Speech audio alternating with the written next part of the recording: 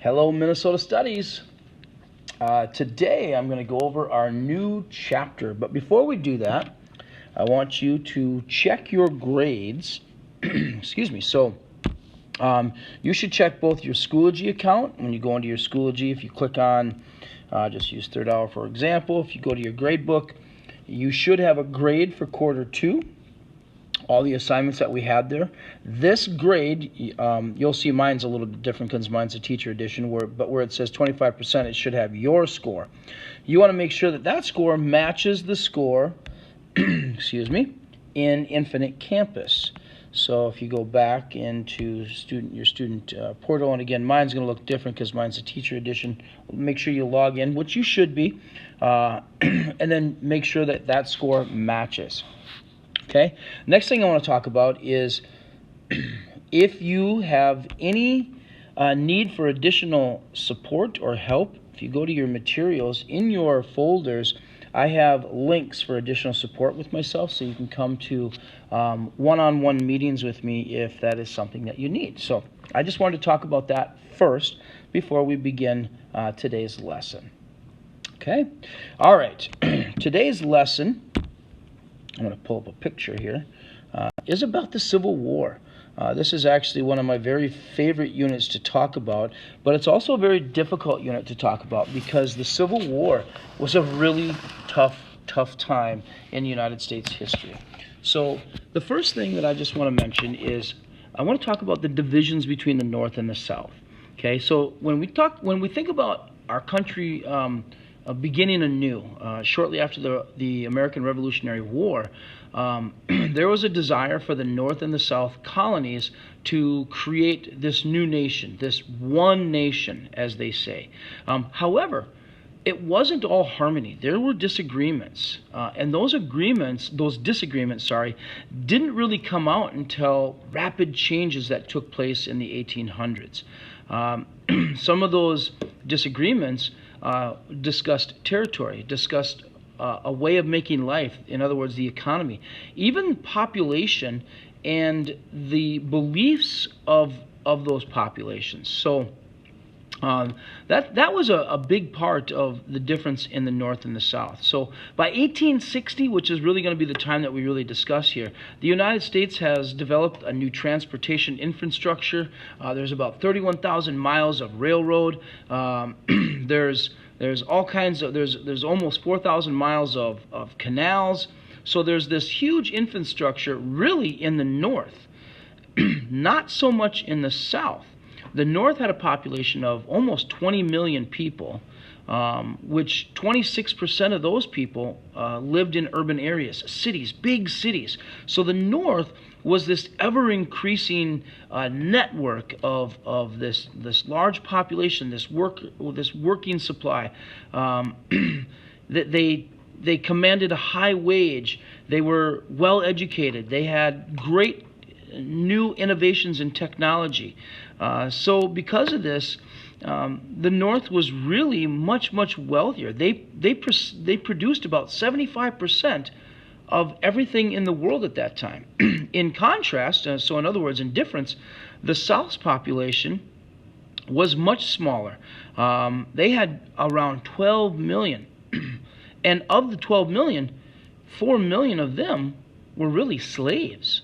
So when you think about the number of people living in the South that were, that's our bell to begin the day, the people in the South that were actually making a living, you're talking about 8 million people compared to almost 20 million in the North. Only about 10% of the South's population lived in cities. 81% of them were agriculture. In other words, they were farmers, and their one main support was cotton. So that was a big difference in those two. You know, the North, very much a city, very much high-waged, educated people, the hustle and bustle, transportation, whereas the South was much more farmland, a lot fewer people, slower way of life, and this moves us into one of the very biggest reasons for the Civil War. It's not the main reason. I'm gonna share that much more in detail as we go through this book, but we're going to talk about slavery. So we know that in 1619, That was when the first enslaved Africans were brought to North America, and they arrived in Virginia. This is during the colonial era, and slavery spread to all 13 colonies. So slavery was in the North as much as it was in the South, but it flourished in the South. Okay, and it grew and grew, and as as labor intensified, crops demanded year-round supply of the labor. By 1860, like I said, almost 4 million of those slaves were in the South. Again, it's not to say that there were not slaves in the North. There were. But much of the slave work was done in the South. The South believed that in order for them to make it in the world, they would have to have slaves. Now, during this time, places like Minnesota, we were a territory. It was illegal. There was a federal law that said slavery was illegal. So when Minnesota became a state, its leaders continued this idea that we will ban slavery. Despite the ban, slavery still existed here. Small numbers. Okay, there was probably only about 25, somewhere between 25 and 50 enslaved people living in Minnesota at any given time. We'll talk about one such case later on, which had a dramatic impact in what many people believe started the war, the Civil War. But I want to make sure that people understand that slavery did exist in the North as it did in the South, just not nearly in the amount.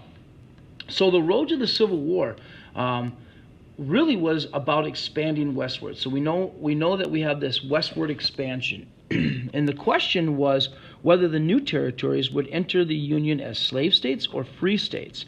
This was maybe as important in understanding why the Civil War began as slavery itself. So there's all kinds of things that we'll discuss. The Missouri Compromise, which took place in 1820, which provided this joint admission of free states with slave states, but this was beginning to change. Okay, the United States needed this new solution, and so within 4 years of some of these, like the Compromise of 1850 and things like that, there was the Kansas-Nebraska Acts, which established new territories north of the Missouri line that would be the question, is it a slave state or not? So this really became kind of the term bleeding Kansas. This became a frustration by both the North and the South. Do we expand slavery or do we end slavery? So, a lot of people think that the war began because of slavery. Well, truth be told, much of this war was really about the differences between the North and the South, the way of life between the North and the South. Slavery really didn't become a reason for the war until about middle of the war. The war essentially began as a way to keep the Union together because the Union was breaking apart, and that's why the North really entered war with the South. The South actually started the war, but that was the main reason. Okay, so that's kind of an intro. What I'd like you to do now, and here's our flags, the United States of America flag, and then you'll see the other flag, the one on the left, that's the Confederate flag. So you'll hear me talk about this.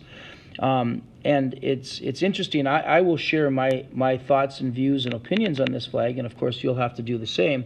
Have thoughts, views, and opinions of this flag as well. But this flag still flies today in many southern communities. So I'll share a journey that I took down south. I spent about 3 weeks on the road down there, just kind of exploring some of these places, and it's pretty amazing how many of these flags are still there. The idea was that the United States was going to split into two. There would be the United States of America, these would be the northern states, and then there would be the Confederate States of America, and those would be the southern states. So that's why you see the two different flags here. Okay. Excuse me, I'm so sorry.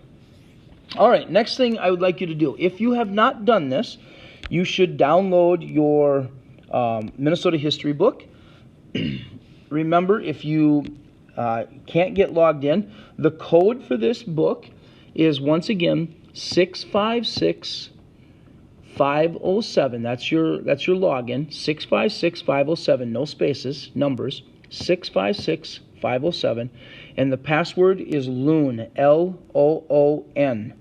Okay, I'll write that on a paper in just a minute. But I want to start talking about this book. So, what I really want you to focus on here is, here's a picture of the Civil War. We're going to be looking for a few things. We're going to be looking for, again, the differences between the North and the South in the years that led up to the war. We'll be talking about how people in Minnesota reacted to slavery. There was a slave that was brought to our state, as I just shared earlier, that there were slaves that came here from time to time. Her name was Eliza Winston, and it caused a major uproar in Minnesota. We'll talk about Charlie Goddard. Charlie is a young man from Winona, Minnesota, who joined the Minnesota 1st Regiment. I'm actually going to be reading in class to you a chapter every day. It's a book called Soldier's Heart. It is a powerful book. It's written by Gary Paulson. It is powerful. It's very graphic, very detailed. It gives you a really good insight of what the war was like. So I'll be sharing that book with you. In fact, I actually have a picture here of Charlie. Let me go into this. And you can actually look this up, but this is called The Soldier's Heart. There's a picture of Charlie right there. Again, this book is by Gary Paulson. So I'll be reading this to you. It's a fantastic book. One I think that you'll really, really enjoy. Okay. So back to our book. You'll want to get this downloaded. So we'll talk about him. We'll talk about problems of Robert Hickman, who was a freed man living in Minnesota. He was an African American, so he was a freed slave. Just because he was freed doesn't mean life was easy for him. And then, of course, we'll look at the aftermath, the consequences of the war. So some of the words that you'll hear: abolitionist, secede, union, Confederacy, Emancipation Proclamation, and Amendment. So those are going to be some things that we discuss. When you download the book, first thing I'd have you do is watch this video. It's about 2 minutes and 48 seconds. And really it's talking about slavery caused a major division between the Northerners and the Southerners. This group, or these groups, often had different views about its morality, if was it necessary. And war broke out when Southern states left the Union. Again, I would tell you that that's the biggest reason that the war started. It's not why the war ended, but it's why the war started. So we'll talk about these experiences of these individuals, and we'll kind of get a better idea of this. So a couple things that I really want you to think about as we go through this. You're going to come across the name Dred and Harriet Scott. I want you to be aware of who they are.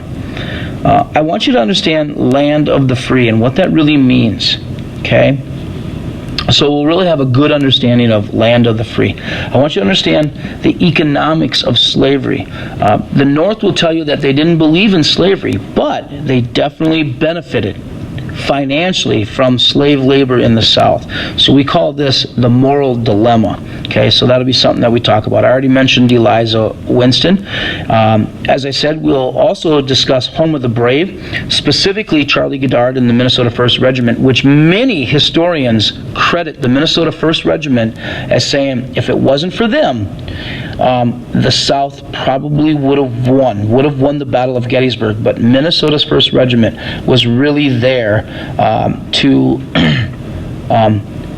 ensure that the North won. So this will talk about our road to freedom and what was our country after the war ended. Okay, so as we get started here, a couple things that I really want you to think about, and you can jot this down and think about these things. But I want you to think about what comes to your mind when you hear the word slavery, and do some critical thinking about that. Like, what does slavery mean to you? Okay, what are some reasons that people start wars? Why do we fight? Why do you think, or what do you think a battle was really like in the 1860s? So some of these things are the things that I really want you to focus on as we go through this chapter. Okay, now, excuse me. All right, what we need to do is we need to start getting our stuff downloaded today. So First thing that I want you to do is, if you haven't already done so, download your book, okay? And then we need to go into our Notability and we need to create a new folder. So we are going to go up to the dot.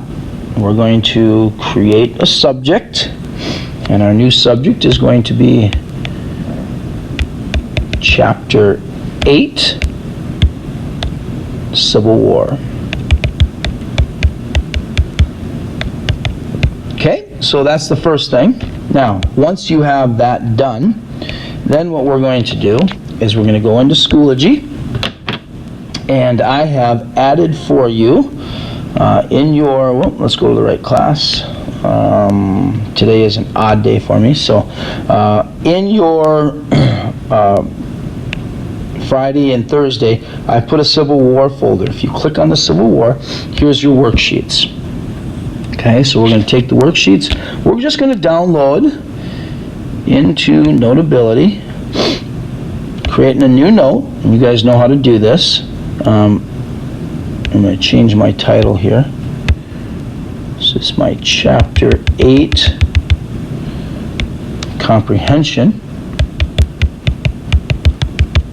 So make sure you have the right title, Chapter 8 Comprehension. Okay, we're going to put this in our Chapter 8 Civil War folder that we created. I do not need all right now. Actually, I'm going to get rid of page 4. I'm going to keep 1, 2, and 3. Okay, so now I can import that. That's done. Now when I leave Schoology, go back to Notability, my Civil War, here's my worksheets. Okay, now the next thing that I need you to do is you're going to go up to your new notes. I'm going to change the title here to Chapter 8 Notes and Vocabulary. Okay, so now that I have this, I'm going to start actually with this, and I'm going to write something down for you real quick. And this is, again, our Northern Lights book. This is our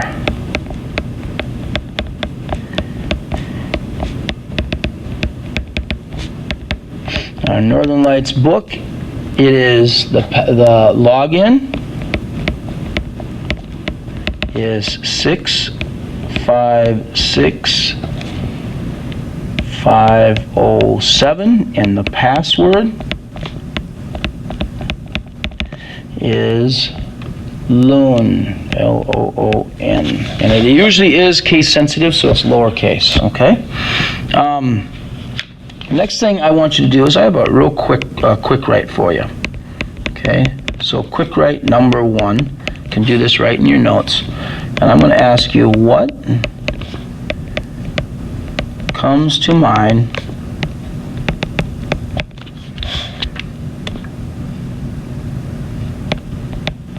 when you think